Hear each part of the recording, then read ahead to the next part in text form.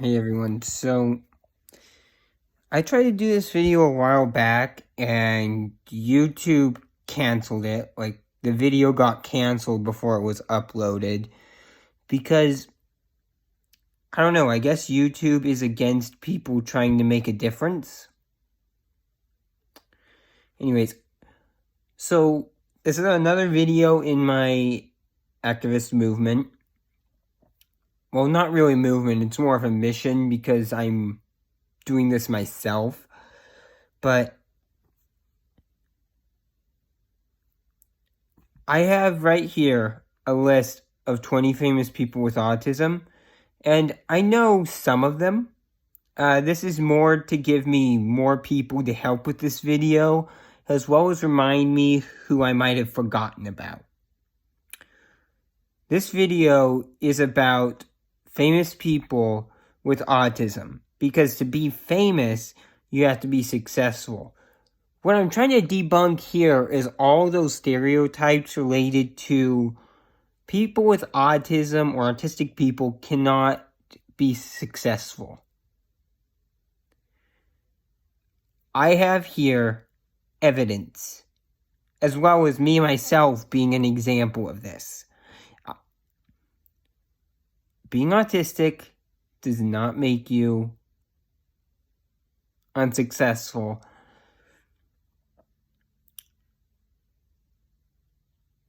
What makes people who are artistic unsuccessful is people who think that.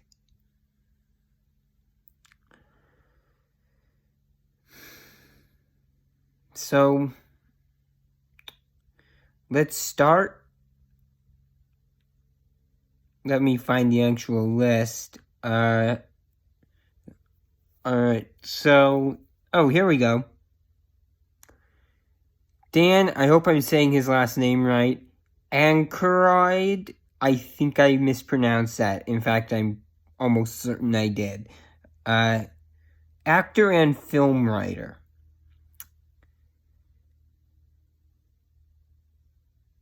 Famous for his acting role and writing of the movie Ghostbusters, released in 1984.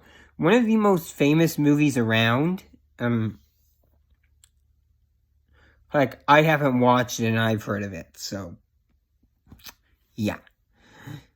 That's pretty significant. And interesting that this guy was able to take his restricted interests of ghosts and law enforcement and turn them into something successful. And next, we have someone I'm sure needs no introduction, Albert Einstein. Of course, he couldn't have obviously been tested for it because it's too new of an idea. We didn't know about it back when he was around, but we can,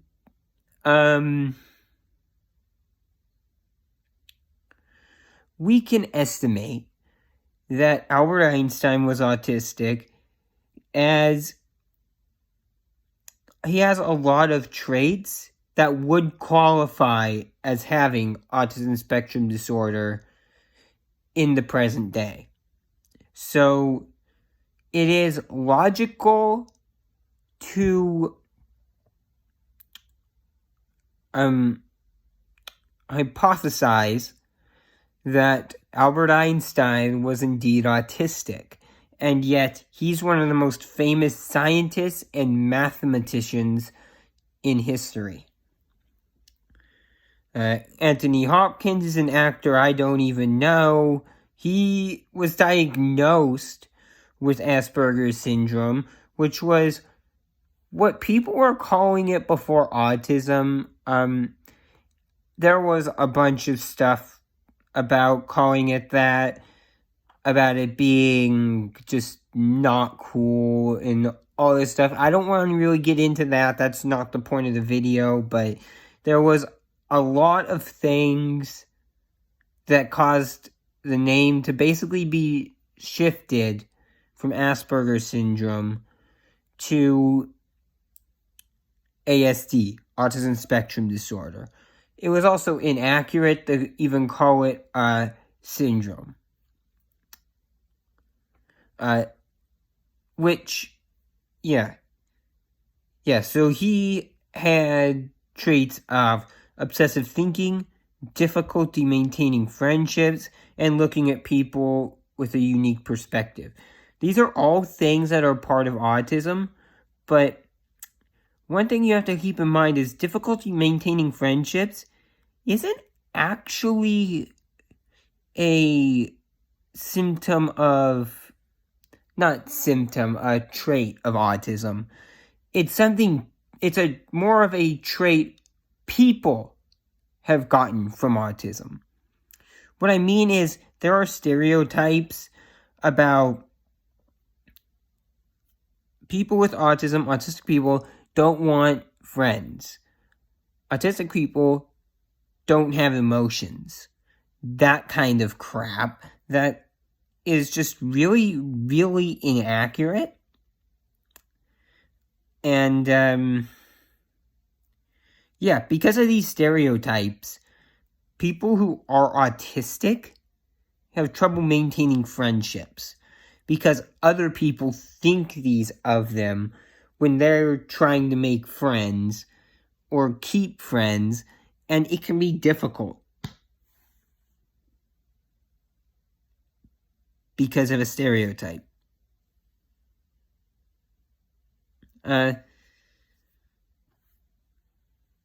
Heather, I'm not even going to try to pronounce that last name. Reality TV contestant and model.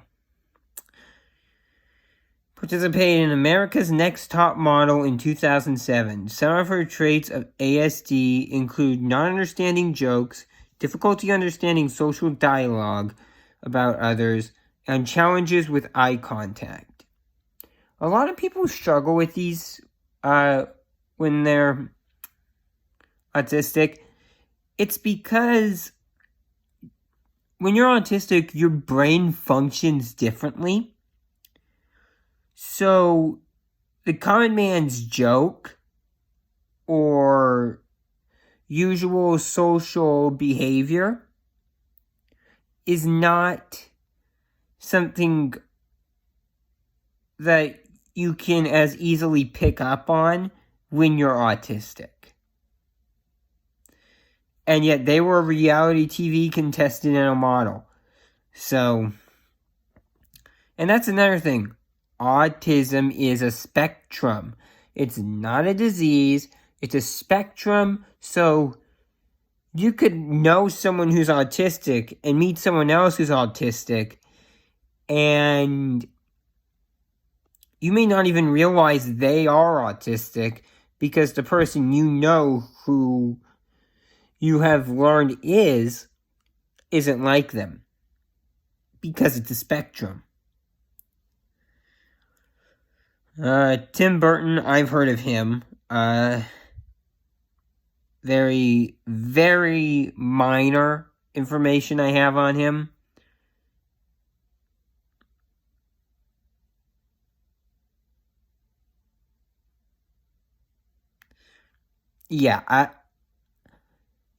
This is something I myself struggle with.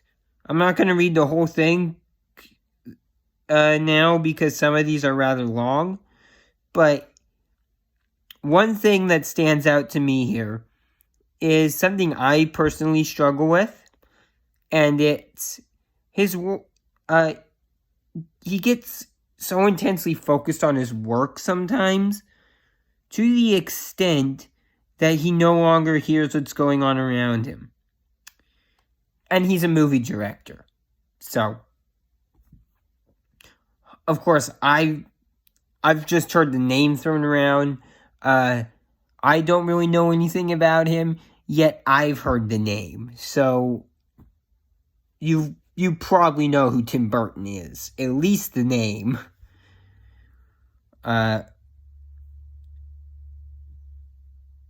Henry Cavendish? Don't know how to say that. a scientist. A renowned scientist, I don't actually know who the heck this is.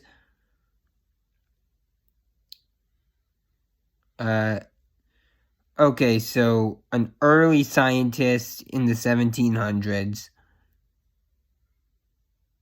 late 1700s.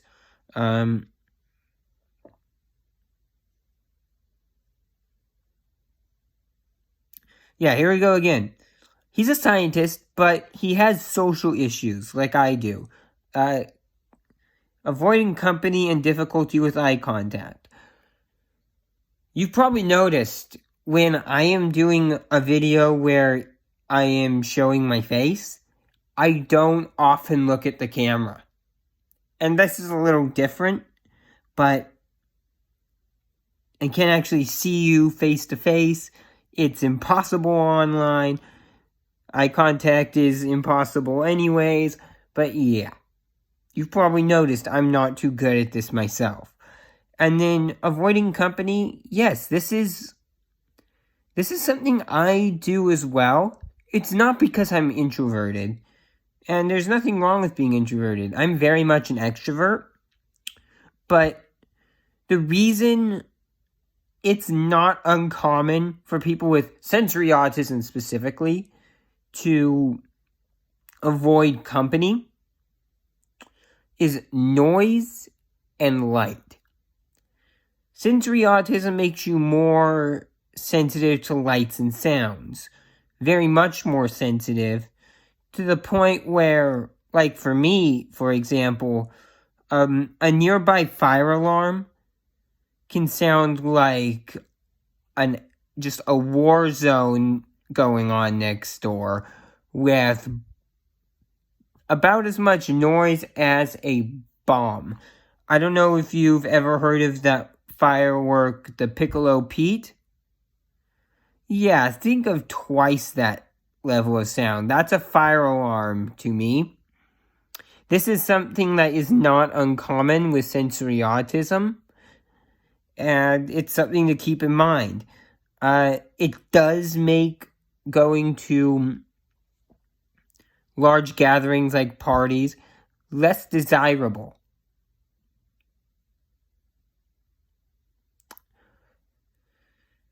And yet this guy was a scientist. So, oh great. Look, I am not a Darwinist, but this next guy, one of the most famous people in history, I can't just skip this one.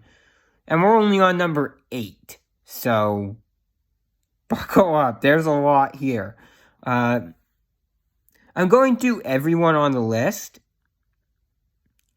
and talking about, based on my background knowledge of the person and what I read on the site, I'm going over sort of how autism plays into this and showing that someone with these traits has been successful in life.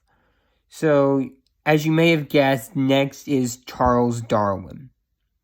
Naturalist, geologist, and biologist, and founder of Darwinism, which I am not for at all, but not the point of this video at all. Charles Darwin is believed to have autism spectrum disorder. Now, I don't even like calling it that. Have autism spectrum disorder. Even though you're saying the full name, this does make it sound like a disease. I prefer to say is on the spectrum. Or just something like that. Something that implies being on the spectrum, not having something. Especially considering autism is considered a disability. That's something that needs to change, because it's not a disability. It's a genetic difference is what it is. But yeah, so again, we have someone who avoided social interactions. And preferred to communicate by writing. As much as I hate to admit it, I'm that way. I don't like relating to Charles Darwin, but I'm that way. I try to avoid too many social interactions, by which I mean too many people at once in person. That said, I still talk to people a lot of people at once, even online. I don't like being in the midst of too many people at once, all talk. But when it's people I know, and I can sort of expect what's going to happen, the noise is a little more manageable. And on top of this, typing, I do just fine with. All this said, I very much have a lot of online friends because of this. And while Charles Darwin was not around long enough to see the internet, he still has these traits that I myself have. Let's see here. So, Emily Dixon, poet. Yeah, I'm a poet myself. I mean, I don't write a lot of poems, but because I don't have much inspiration. Let's see here. So, may I believe I'm...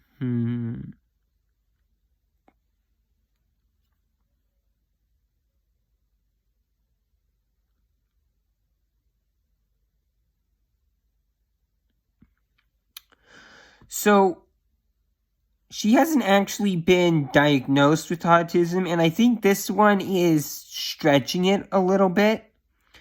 She's believed to have autism because she had a basic and consistent way of dressing, and she's better at interacting with children than adults. Honestly, neither of these things are specifically related to autism. I see no direct correlation between this and autism.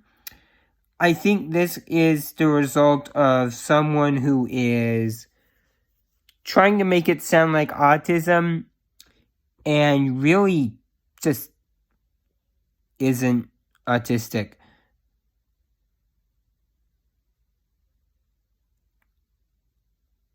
Okay, so no. Yes, she's a poet, but because of the information they give and the fact she has not been diagnosed with autism, I would not say she is autistic. Maybe she is. I have very vague information here. I have 2 sentences of information to go off of, and the fact that she's a poet. That's not much. And it says specifically that she was, that many believe. This means she was not diagnosed as of when this article came out. So, I'm going to have to say she's probably not autistic based on the little bit of information that we have here. Because these are not directly related to autism. And that's something else to keep in mind. Autism is very difficult to detect in a lot of cases. Because it has a lot of traits that a normal person just might have. Just because you're sensitive to sounds, for example, doesn't necessarily mean you have sensory autism. That's not really the case. So, that's something you have to keep in mind. A lot of the traits of autism are similar to things an average person could have. Certain combinations of these traits, though, make it very likely. And when you live your life with autism, you can usually tell. So yeah, that one, based on the information that it gives, I cannot honestly say that I would assume she's autistic. Bobby Fischer, someone I have not heard of, chess grandmaster. Fischer is known as a chess grandmaster and world chess champion. He did not like unstructured experiences and did not interact well with others. So, this is something sort of like the Emily Dixon person.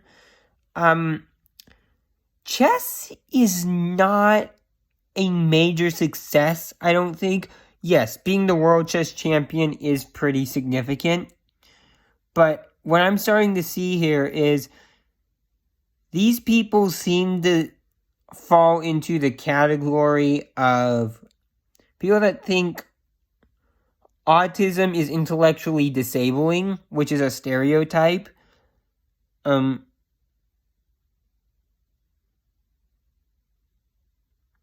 yeah, like, I don't like unstructured experiences. I need to have a schedule. And he didn't interact well with others. Like, you'd be surprised how hard it is for an introvert to interact with others too well. That's not evidence of autism. That's more evidence of him being an introvert. I have one sentence to go off of. Okay, 2 sentences to go off of. Here's what I have to work with. Fischer is known as a chess grandmaster and world chess champion. He did not like unstructured experiences and did not interact well with others. These are things that can come from autism, but it's not enough to say he is autistic. And since it doesn't specifically say he was diagnosed, I'm going to have to assume this is a guess on the part of the people who made this article. With this amount of information, I need to see evidence he was genuinely diagnosed. And this is stuff you have to keep in mind, but yeah. So there are going to be people who in articles look to be autistic, but you really have to pay attention to what the reasoning is. Because the only people in this world that really understand autism that well in this day and age are people who are autistic and people who have been around someone who's autistic all their life. For example, the parents of someone who's autistic. These are the people you really want to go to. Scientists still have information, yes. They know the science behind it. And it is, of course, less credible when you're not diagnosed with autism. But being diagnosed does not automatically mean you're not autistic. But also, just because you have 1 or 2 traits someone who's autistic has doesn't make you likely autistic even, because a lot of the traits are things that normal people can have.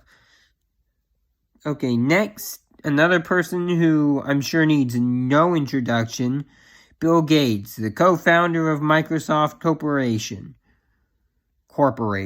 I don't know why I say corporation. I just do.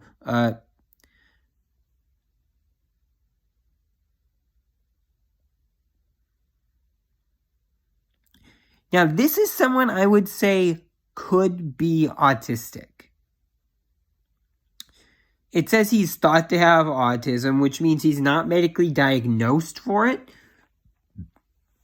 And that's the thing. There's also high functioning and low functioning.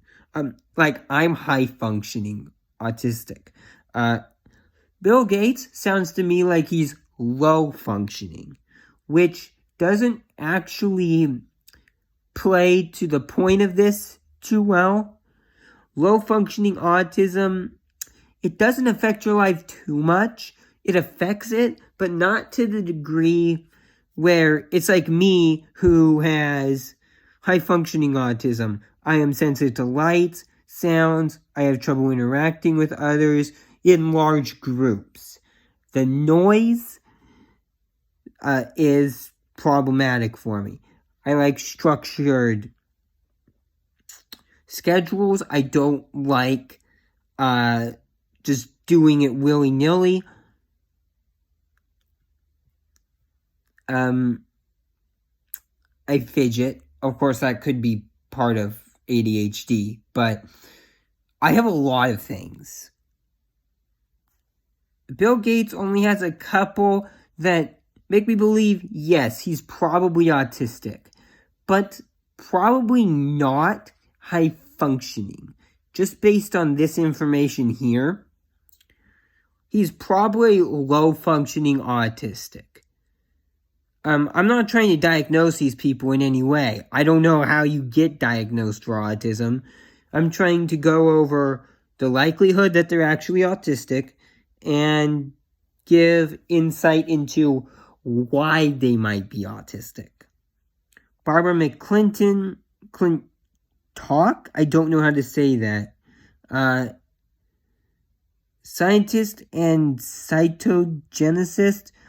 If anyone knows what a cytogenicist is, tell me in the comments. cytogeneticist. Just in case I'm saying it wrong. McClintock was a notable scientist who made important breakthroughs in the study of chromosomes. Okay, so DNA. Study of DNA. Okay, then. That's pretty significant. Let's see. Another thought to be autistic.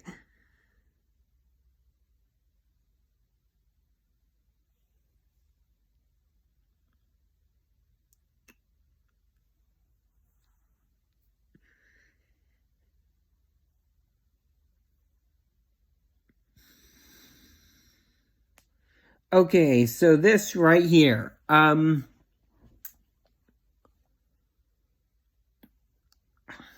I've had a stiff neck lately.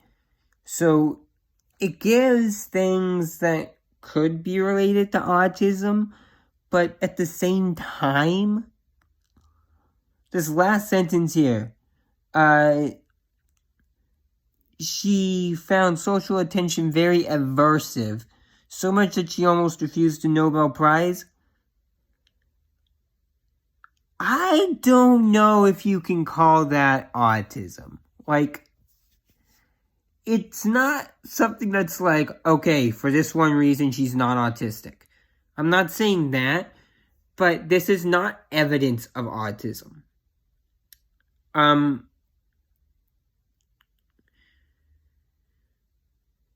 So,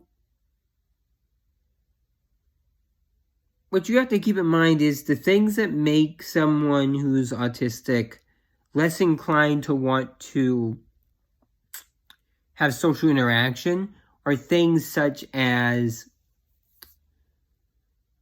well, the stereotypes that make it harder, but also things like noise being more, I guess you could call it destructive. And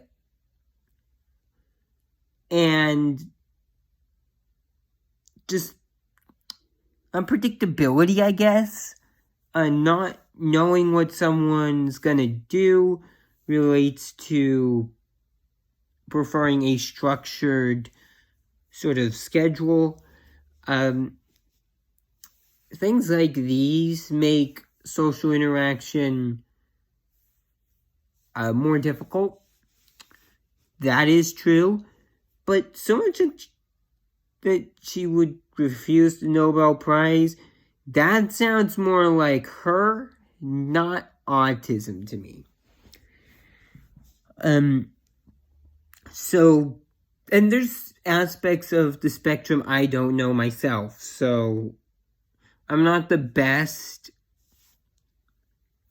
I'm not the most accurate voice on this, but I am able to go over why these stereotypes are not true. That's what I'm targeting. I'm going after the stereotypes that have turned my life into suffering and made me this advocate and dedicate my life to helping people.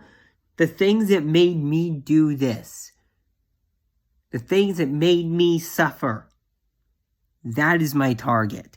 Not trying to inform the nitty-gritty of the entire spectrum that would take me years of study just to know all the nitty-gritty. Okay? And even then, probably wouldn't know everything. Autism is still not fully understood today. So that's stuff to keep in mind. Michelangelo. Also, I've heard people call him Michelangelo. I don't know where that came from, but I'm sure he needs no introduction, so I'll just skip right to why these people believe he is autistic. So, he had difficulty with emotional regulation. That is an autistic thing. Not necessarily autism, but very likely. Had trouble with social interactions. Again, likely autism. Not necessarily. Nothing is necessarily autism. Everything that comes from autism you could have without being autistic. It's not like ADHD or ADD where you have so much trouble staying on topic that it's like probably ADD or ADHD. It's with autism, no one thing can determine whether or not you're autistic because there's such generic things. And thrived on strict routines. Okay, so Michelangelo definitely sounds to me like someone who is high-functioning autism, but I'm not seeing evidence here that he is, without a doubt, autistic. These three things make it quite possible, but I'm not going to come right out and say without a shadow of a doubt, beyond the shadow of a doubt, Michelangelo is autistic. Based on these three things. But it's highly likely. Sir Isaac Newton. This is going to be the last one. This is only number 14 out of 20, but I'm only going to do this one and then skip to someone else I really want to go over. Because this is someone I think needs to be included. So, as you all probably already know, Sir Isaac Newton is one of the most famous big brains in history. He's a mathematician, an astronomer, and a physicist. So, let's get on with what makes people believe he's autistic. Oh, it starts right off the bat with that. I guess they assume he needs no introduction like I do. Newton is another example of a historical figure who attempted to isolate himself from others as much as possible. He did not enjoy social interactions and was thought to be awkward in conversations with others. So again, I'd say it's likely he's autistic, but this evidence is not related to autism. It's related to the stereotypes of autism. From what I can tell here, I'm about 99% sure this guy is an introvert. But autistic, 50-50.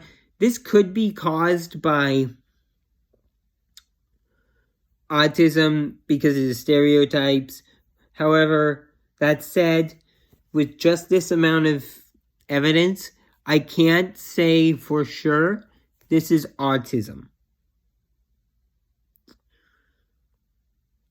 There's a couple people on here I know of, but I wanted to skip to number 18 to end this off.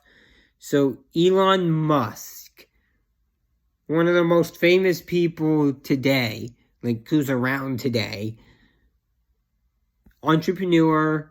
I have a lot in common with Elon Musk. Go. Always has to be doing something. That's what a go is. They can't just stop and sit down and not do anything. Basically, when a go isn't doing something, they're asleep, which is still technically doing something. So, there's no such thing as a go that's not doing something. Hosting the show Saturday Night Live.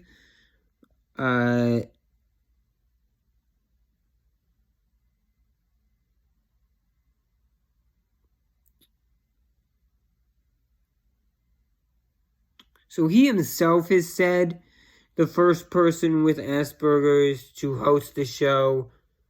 Musk is one of the world's richest people with a net worth of over $150 billion. And yes, I have a lot of background knowledge about Elon Musk. He masterminded PayPal, Starlink. And yes, there's a lot of things about him that are quite likely autism.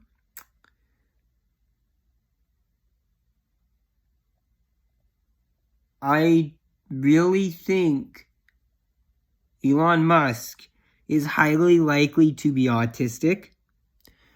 Now, my word on that is not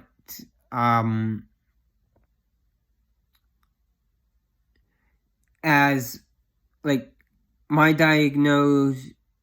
self-diagnosing is not as reliable as a scientific diagnosis, but at the same time, it's hard to really say even that can be 100%.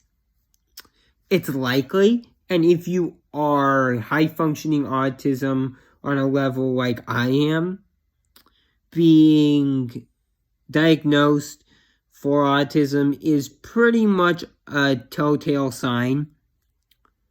But Elon Musk is not actually diagnosed. I can't say for any of these people whether or not they are, and then that's period, done, end of story. But I can say if I believe they really are, based on my knowledge of ASD, Autism Spectrum Disorder. So with all this said, I have given, so how many is that? That's 15 different famous people who are or were autistic. Thank you for your time. I hope you can spread my message. All I ask of all of you is, if you want to support my mission to make this world better and more inclusive for people who are autistic, share my video around. However, if you're going to share my mission, I'd prefer you start with the first video I uploaded on this mission. But share it around. The more people that hear what I had to say, the more people I can reach.